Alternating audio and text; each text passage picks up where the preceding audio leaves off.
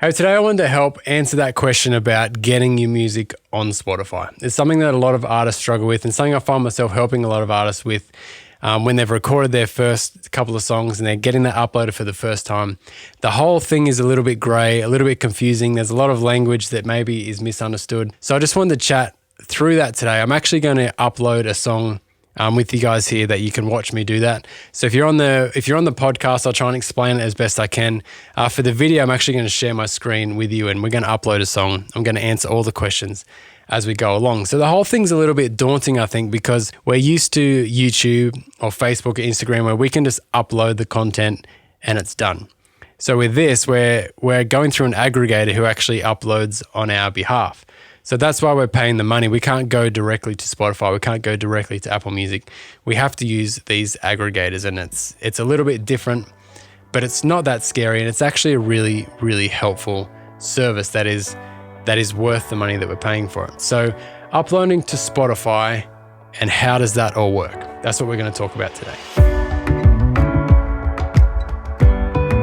Hey, I'm Craig from the Ditto Studio. We're talking about going from musician to artist. So this podcast just unpacks a bunch of tools where you can just learn about the music industry and what it takes for you to be an artist and succeed in that music industry. I think what's so beautiful about being an independent artist is that what success looks like to you might look totally different to the next guy that's trying to succeed. But being an independent artist in 2021 it's super achievable. I think it's the best way to go about it. All the tools are right at our fingertips to be able to make it as an independent artist. And one of those tools is Spotify and getting your music up onto Spotify. And that's something that you can do yourself, but it is a little bit scary. So we're going to look at these aggregators today. And I mean, the first thing is, why are we paying these guys to do it? I think the reason that we're paying these guys to do it for us is because we're uploading one file that then gets sent to 50-something stores. So we're not having to individually send it to 50-something stores. If you want to just put your music on Spotify and feel like you want to be able to go straight to Spotify, that's great. But do you also want to go straight to Amazon, straight to Tidal, straight to Apple, straight to whoever else? So just uploading it once to these guys is going to send it to all those places. And the thing about all those stores is that they have different formats. So some are going to be like Apple Music is going to use ACC format. Spotify is using an MP3, but is it 250 or is it 320 or is it 128 kilobytes? So there's lots of converting and carrying on that's happening for the different stores, so it plays back on their systems. And these companies are doing that all for us, which is why we're paying them. Also, they're tracking all of our analytics. So they're seeing like the age of the audience that's listening, which country they're from, what time of day they listen to it, all those sort of analytics. They're grabbing from a broad sense and showing us that in one snapshot. So we're not having to grab our analytics from Spotify, from Apple, from whoever else, and then kind of correlate them ourselves.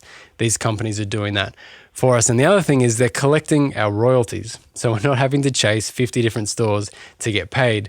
Those stores are paying our distributor here and they're just paying us. So it just makes the whole thing a lot easier.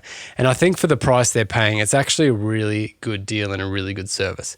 So the question really is, how are you choosing your distributor? How are you choosing your digital distributor, and what's the difference? So really the service that I just chatted about is the same across all of them. They're all pretty much doing the same thing. What's going to differ from a service point of view might be some of the ways they help you. So some of them have really good blog articles about different techniques or things similar to what we're talking about here, like how you can get the best out of it. Some might have better customer service than others as far as answering your questions and that sort of thing. But the main way they're being different is just their pricing structure. So some companies might charge you a bit higher annual fee or a bit higher upload fee, but then they'll give you 100% of your royalties for the streams that you get or your sales. Some other companies might bring that initial price lower, but then they'll take 8 to 15% of your royalty stream. So it really depends on what you're doing. If you're massive, if you're like Ed Sheeran, you're probably going to be wanting to pay a higher price to start with and then keep all your royalties rather than paying a lower price and then take some.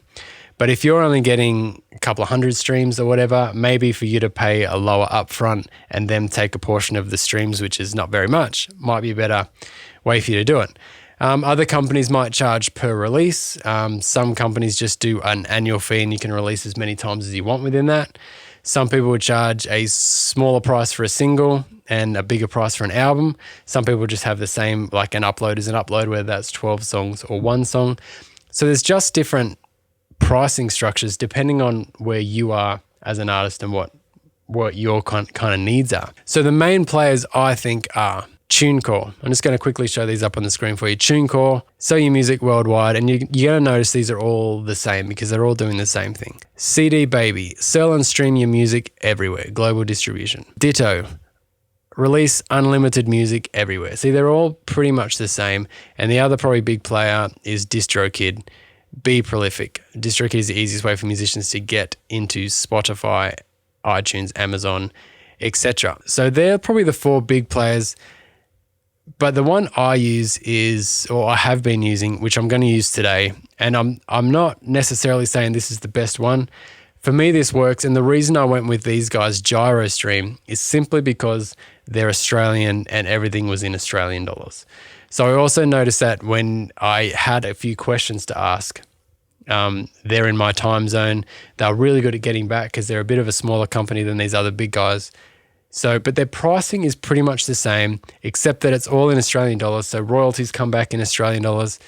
Those initial prices are Australian dollars. But other than that, it's exactly the same as Tunecore, CD Baby, Ditto, Distro Kid, or anyone else that you find. So I would be steering clear of the guys that are doing it for free or super, super cheap. I mean, you get what you pay for to a degree. So if you want customer service, because we're talking about like one distributor going to 50 stores, and there's a lot of moving parts. So if you don't have good customer service, you don't have a team of guys that actually do care about your music, they just want to get their paycheck and do their bit and bounce, you might end up paying for that in the future, even though your upload cost to start with is going to be a bit cheaper. The other thing just to remember as we're getting into this is it's a constantly evolving system. It's a constantly evolving music industry that we're living in. They're figuring out better ways to do it. So this may be outdated very soon. Some of the stuff I'm talking about might be superseded by new systems, new ways to do it. So to the best of my knowledge, I'm going to tell you how this is working right now, but just, be on the ball as it's changing. It does move around. So this here is the Gyrostream dashboard. So once you've made an account, so I've already got an account. So, I mean, we've made accounts everywhere. You've got Netflix or you've got something, you know how to make an account, put your email in, the whole thing. That bit's not scary. Then you're going to get to this dashboard. Now there's a few different things here. So this is where you can start looking at your payments, your streaming analytics. They've got affiliate links with CD manufacturers or artist services or pitching to playlists. So there's a couple of different kind of added bonuses that they might offer. And all these distributors are going to be the same because their goal is to help artists. They want your business and they want to get that by being able to help you. So they're all going to offer you that. But we're going to go here to create a new release. So this is putting our music out for the first time. So what do we got? Is it a new release or is it a re-release of an existing album? Because this can often be a yearly fee. Maybe you had an album that you had up for a couple of years. You didn't pay your fees, so they were taken off the stores, and you want to put that back on. So that might be re-releasing, but 9 times out of 10, 99 times out of 100 maybe, it's going to be a new release. So let's just make this release title known. So let's just call this From Musician to Artist. And the main artist, because this is my profile and I've done it before, I've put myself in as an artist. If you haven't done that, then you just create an artist. So this is for labels or management that might be looking after a few different artists. They might be uploading for you through their account. So that's where you can kind of pick the artist. But if you're the artist, then you just pick yourself. So I have me and my wife because she's featured on a few of my songs. So Craig Honeysett is the main artist. Or is it, if it's various artists, then it becomes a compilation CD rather than your own CD. It becomes a compilation release, album, whatever you want to call it, rather than your own album. Now we want to pick a release date. It says a minimum of 2 weeks. Now I think this is something that trips people up a little bit. Give it some time. You want to give this some time. So you could probably get it to the stores, most of the stores, in 5 days. So often we try and do like as quick as we can because we want to rush it out. We're excited about it. We've just recorded it. Sounds great. But just give this some time. I would say at least 3 weeks. at least 3 weeks. So this podcast is coming out on the 8th of July. So I'm going to go 4 weeks from this release date, which is going to be, that's tomorrow. So, and we want to release on a Friday, I should mention as well. I don't know why. That's just what everyone does. It's the thing. And the playlists, New Music Friday, New Music Weekly, all those sort of playlists come out on a Friday. So I think we got our best chance of getting heard initially if we just jump on that bus of releasing on a Friday. It's also right before the weekend. Everyone chills out listening to music on Friday night. I know I always flick through the new music every Friday, knowing that there's going to be something cool there. So we're going to release on a Friday, and we're going to do it 4 weeks after the closest Friday to when we're uploading, okay? So that's tomorrow, 1, 2, 3, August the 6th. All right, so that's going to be 4 weeks away. So that is just going to give time. That 4 weeks, even though you could do it quicker, that 4 weeks is going to mean that we can start working on our promotion, and we can make sure that this gets delivered to all the stores so that nothing goes wrong. Maybe we spelt our name wrong, or it's associated to a different profile, or something out of the ordinary happens. If we've given ourselves 4 weeks, we've got enough time to go in and fix problems rather than having to write those posts saying, so sorry, I know I advertised my music was coming out today. There's been some problems. I'll let you know. Like, that's daggy. We don't want to do that. So the best way around it is just give yourself some time. Give yourself 4 weeks. So I should mention, before you get to this point, what you're going to need in your hand before you can do this is that master copy of the CD. You do not want to be starting to plan your releases before you have that master file on your computer. Your engineer sent you that master and it's good to go. At that point, you will start doing this. It's really dangerous for exactly the same reasons I just mentioned. If you start promoting things and pushing dates out before you've got that actual final copy in your hand, because stuff can go wrong. The mix can be wrong, the file could be corrupt and you have to get it redone, and the engineer's on holidays, or there's so many things that can go wrong. So you want to make sure before you get to releasing it, before you lock in away your 4 weeks, you've got your master. The other thing that you're going to need for this process is your artwork. So you're going to need, and we'll check that out when we get to it, but your artwork, you can't go past this page without that artwork. So you need your master and you need your artwork. This is kind of a, my song is ready to go process. You don't really want to get into it before that. iTunes pre-order, this is cool. I mean, why wouldn't you do that? That just gives you the option for people to start pre-saving it before it's come out, which just gives your song a bit more traction.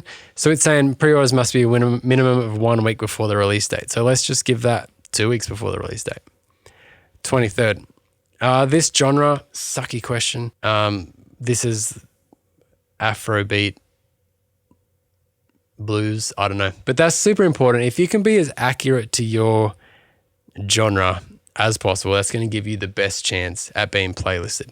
If you aren't Afrobeat, but you put Afrobeat, then if that gets in a playlist, everyone's going to skip it because people are only in that playlist to listen to Afrobeat.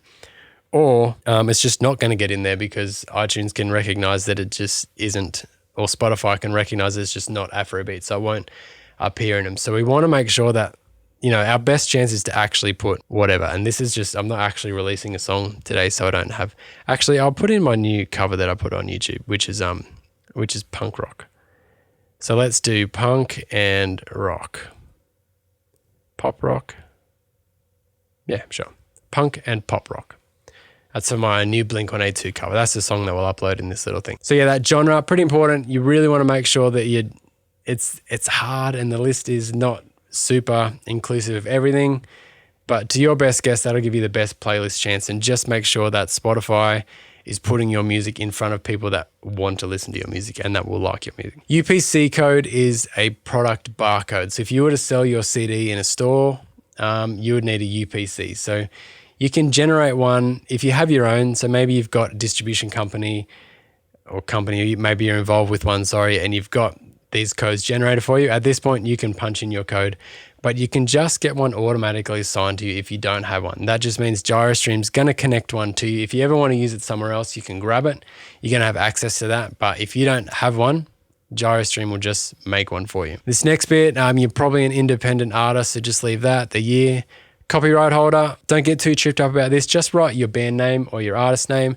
It says here that if you leave it blank, it'll just default to your artist name. So we could just write in here from musician to artist is our copyright holder. The language that it's in, again, this is going to help for your playlisting if you do this. Chuck in English. And now artwork. So the artwork requirements is, they're not hard, but you make sure you do it. Otherwise, you can get to this point and then have to go back to your graphic designer or your mate or whoever's doing it for you and get them to fix things up, which is annoying. So the name on the artwork must match the name of the release. So if I'm Craig Honeysett doing from musician to artist, I can't have on there Blink-182, damn it, because it doesn't match, right? So that's pretty straightforward. This isn't like a time to be really clever and unique and arty. I think have some fantastic artwork, but just label it properly. Label it who you are and what your song's called or what your album's called. File formats, JPEG or PNG in RGB color, not CMYK. That's all pretty straightforward. Can't be bigger than 10 megabytes. It has to be 3000 pixels by 3000 pixels and a perfect square. So this catches a lot of people out because that's quite a big image. So if you're just taking a little photo on your iPhone or something and then stretching, you have to just make that big. So it says here, do not upsize images. So if you've got a small image, you know how you upscale that, it ends up being all pixelated and looks gross. You don't want that to be representing you. So just make sure when you set up your artwork that your template that you're using is 3000 by 3000 so that if it is blurry, you can see it and you're not just upscaling it. But that catches a lot of people out, saying it won't let me upload it because my picture's not big enough, because that's not a default. 1400 by 1400 is usually a default when you're working on album artwork or something, but you have to make sure to just make it big. So if you're getting photography, get someone with a camera that has a lot of megapixels so that you can make sure that those images are big and that it's never been downscaled during that process so that it can go up here. So let's upload an image. We can do my podcast cover here. So that's uploaded from musician to artist. Very good. The next part is which stores is it going to go to? So I can't think of a reason why you would not just send them to all the stores. There's even this check up here, opt into all future services. So, I mean, what if someone jumps on KK Box, why not allow your music to be on there for them to catch that? I mean, we know about Apple, we know about Amazon maybe. Is Napster still around? There you go. Pandora was big a little while ago. Spotify, Tidal. Like if people have these services and they're looking for music, why not give them the chance to find yours? The other thing is country availability. So do you want this in just select countries or do you want it to all? Again, why not just send it all? It doesn't cost you any extra money to send it to all these stores and to all 222 countries, I think it is, 242. So the only reason you might not want to is if you're not licensed. So for example, if I was doing this Blink-182 cover today, I wouldn't be able to release that in America because I haven't paid licensing for a cover in America. Whereas Australia, you don't need to do licensing for covers. America, I will need to go a couple of steps deeper and actually buy cover licensing to make that song available in that country. So very good. So far, it's not that hard. We're all good. We've just put in our name, the release date, all that sort of stuff. We've given ourselves 4 weeks. We've made sure our photo is big enough. We've picked our genres. So then we just want to go save and upload tracks. So now it's saving the release into my catalog. And at this point, we can start adding the tracks. So are we doing a single, an album, whatever. So let's just call the track name is Damn It on the album From Musician to Artist by Craig Honeysett. There's no other feature artists on this. Is this an original song or is it a cover song? This is a cover song. For this little demo, I'm going to say that it is an original song, so we don't have to go through the licensing part. Songwriter, composer's name. So I'm doing this as if you were the artist, and you're releasing your own song. So Craig Honeysett is the artist, and you can add other songwriters if you've collaborated with different people on this project. So the next thing is automatically assign an ISRC for this track. So that is a code that basically ties every instance of your song back to you. So if you've got, rather than Spotify looking at Damn It by Craig Honeysett, they're looking at this number. So how many plays has this number got? And then they send the royalties through there. So Amazon is playing that number song. Spotify, Apple Music, they're all kind of tied together by this piece of code, which is an ISRC for your track. So again, you can have your own ones of these. If you're really rigid about the way you organize everything, maybe you've got like, you can chronologically write these out for your music. So you can get an ISRC number for you as an artist, and then this album might be 001, 002, 003, and then all the way through to like, your fifth album might be 075, 076. So you can kind of keep this all really neat so you know what your songs are and which numbers they are. If you're not kind of wired like that in your brain, then just let them create one for you. It's going to mean that everything comes back to you. You can then grab that and use it elsewhere if you want. If you want to put this on a CD or something, you want to embed those codes into it, you can get it, but you don't have to go through Amcos, what is it? I think it's ARIA actually, and get these codes sorted out for you as an artist. You can just get a random one, which isn't necessarily tied to you and your brand, but it is tied to your song. It is tied to your release and all the royalties will come back to you. Then just get one generated. I would just get one generated. There's no real reason to go through and make one unless you really want that control and knowledge that you know how everything is labeled and where it all is. So once we've done all that, is it explicit? No. Save and add track. So at this point, it's got up here, Damn It by Craig Honeysett. That's our code that we've just generated there, the ISRC I was talking about. Now we can just go to upload the wave. So you can see now that's just uploading there. It won't take very long. And then if you want to, you can quickly check that it's right. Good idea to check that, especially if you've had multiple versions sent to you from your mix engineer. You want to make sure that you've put the right one up and not the demo or something. And so that's it. We've got that song uploaded. It's the right one. So if we want to add a second track, we can now go through and do that. Just fill out this little form here. Again, add that track, upload it, and so forth. If we're done, we can just go to checkout and submit. And then here we are. It's going to give us the artist name. It's going to give us, so this is another thing. This is the next thing we're going to talk about is these artists and Spotify playlists. But we'll just get through this first. If you haven't released before, you're not going to have these. And this is something that you're going to have to set up. If they're already there, so if I just click on this, it's going to go through to my Spotify for Artists account and make sure that that is actually me, I think, Craig Honeysett. So these are the songs that I've put up before. So that's my verified artist Spotify account. So you want to make sure it's linked to that. Same with the Apple Music one. It said it's not assigned, even though it is. So I'm going to suss that out after we finish here. And then you can just choose to do these extra payments. So just like when you order Domino's, there's a bunch of stuff they want you to upgrade to. So this particular company you can see here is $9.99 per year. So whenever it is, release date is the 6th of August. So every 6th of August, it is going to charge me $9.99 to keep that release up there. So what they're offering here is $29 one-time payment for no annual fee. So this song will now be up there forever for that one-time payment. And this is a relatively new thing. So you always used to have to pay once a year. And that's why when bands would break up or whatever, then their music would stop being online because they don't want to keep paying those fees. But that's really cool because that will then be there forever. So that's a new feature. You got this booster pack here. And again, this is going to be different depending on which distributor you go to, but they're all going to offer something like this. Sync and licensing just puts you in a big list where your music can be picked for TV or film or advertising or video games or whatever. It just basically puts you on that list. Doesn't guarantee you that, but it at least gives you the option that somebody can go through that database, find your music, and then you'll start receive royalties for the music that they're using. So it's like a giving permission for that, as well as giving you the opportunity to get stream from that. Also YouTube monetization. So if someone sticks your song behind their new cat video, gets 20 million views, then you start to see some of the royalties for that. But if you don't put that in there, 85% of all your YouTube royalties, that's pretty good. But if you don't do that, then your song's not copyrighted on YouTube necessarily for monetization. So if you want to do that, you can add that extra $20.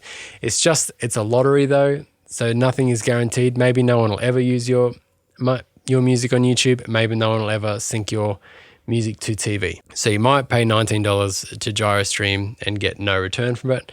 But it may be something that you just want to do as a peace of mind. So that's really up to you and where you're at. Free, get chart registered for new releases only. Submit your release for eligible ARIA and AIR charts in Australia and get notified if your release starts to get traction. So, I mean, that's free. Why wouldn't you want to do that? That's it. If you've got a promo code, as in maybe Gyrostream emailed you and said we're doing 10% off for Christmas or whatever, here's your code. That'll be that there.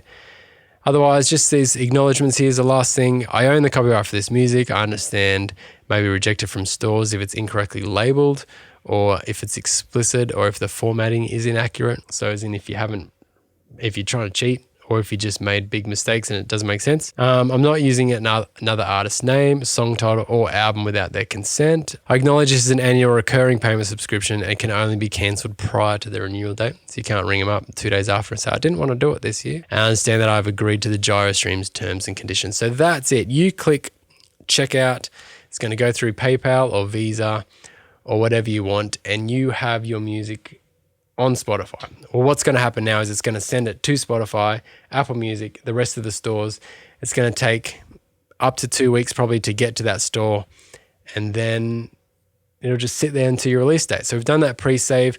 So Gyrostream's going to send us a link saying, here's your pre-save link. You can start to send this out on your socials. People can click that, go through your profile, save it, all that sort of thing. So what happens when you're doing this as the first time is you don't have a Spotify for Artists account and you don't have an Apple Music for Artists account. So when we open up Spotify and we get all those, like the picture, the banner, you might have opened up some profiles before of your mates or something and it's just been grey with their name. It's because they haven't set up their profile. Now, what's super annoying, and I think this is gradually changing if it hasn't changed already, is that you can't access your profile and make adjustments to it until you've got music there.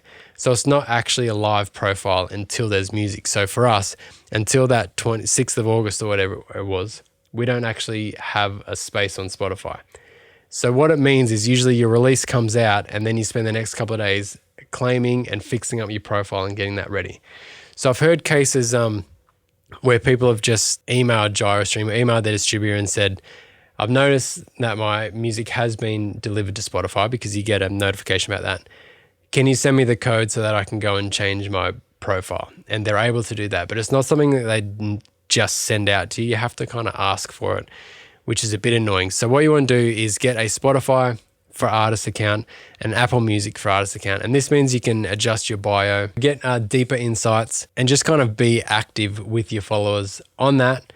But you do need, it's a claim in your account. So this is gonna stick it there under your name, and then you have to go into Spotify for Artists and say, hey, that song you've got there under that name, that's me, and kind of claim it. So it is a bit of a sticky sort of process, but I'm sure they're working on it to make it easier, because it's something that we all want to do. So you may have also seen on Spotify, you got the Spotify canvas where there's that little 7-second clip that's kind of playing over while your song's playing. Apple are bringing in a similar thing with kind of moving artwork. So that is not your distributor. They're getting your music there. Your profile, your Spotify profile, is through Spotify for Artists. So once you've got that account, once your music's live, or once you've got that code from your distributor and you go in and start mucking around with your profile, at that point you can upload those sort of extra things and those images and all that sort of thing.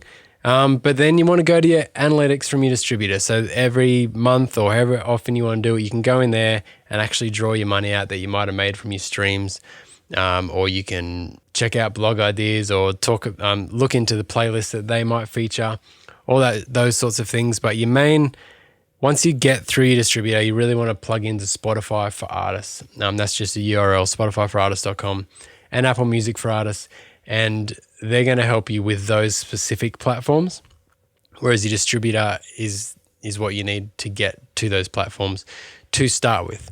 So that's about all I had today. I just really wanted to kind of just encourage you and say that it may seem overwhelming, but this is a really achievable thing. It's just a few simple steps, and the first time is the hardest time. It's like everything else. I think releasing is just like playing guitar or singing or whatever else. You get better with practice. So the more that you do this, the more that you're releasing, the easier this becomes, and the more little tweaks you can make to get the most out of your release. But this whole aggregator system is pretty well done. It's pretty straightforward. They've made it quite easy for you. So You're not going to be able to get around paying someone to do this. In my opinion, it's very reasonably priced for the service that you actually get. As I say often, I think this is the best time to release music. And I think the fact that we can just upload our songs to this one place and it goes to all the stores, I mean, that's something that you were paying a lot more than $10 for to get music publishers and management and distributors to do that for you and print the CDs and the whole thing. So this is such a good time to release music. So if you're holding off, if you've been hesitating or beating around the bush about getting your music up, and this was one of the hurdles that was kind of stopping you from doing that, sorry, but we just debunked that. It's all over. You now have no excuses. Go and release some music. Make sure you get your music up on Spotify and Apple Music for people to be able to hear it and start walking that journey of being a music artist. So hopefully today helped you to do that and encourage you that it is the perfect time and it's very, very possible to do. So I'd love to hear who you use. Like I said, there's quite a few distributors. So who have you used and have you found that to be good? Is there something that I haven't mentioned here with those distributors? That'd be really great. If you've got further questions about any of this, just chuck that in the comments or write me an email if you listen on the podcast to studio@dot8.com and just let me know. I'd just love to help you out and just make your release process easier for you if I can. I'd really, really love to do that for you. So sing out if I can help you in any way. That'd be awesome. I'm doing short episodes every week, 15 to 20 minutes, just talking about going from musician to artist, just giving you some tools and some resources to take your music to the next level and be a recognized artist. So I'm covering branding, playing live, songwriting, recording, and promoting your music. So subscribe to the channel if you have not already so you can keep up to date with what's happening. If you're on the podcast, thanks so much for listening. Make some music this week and we'll talk again soon.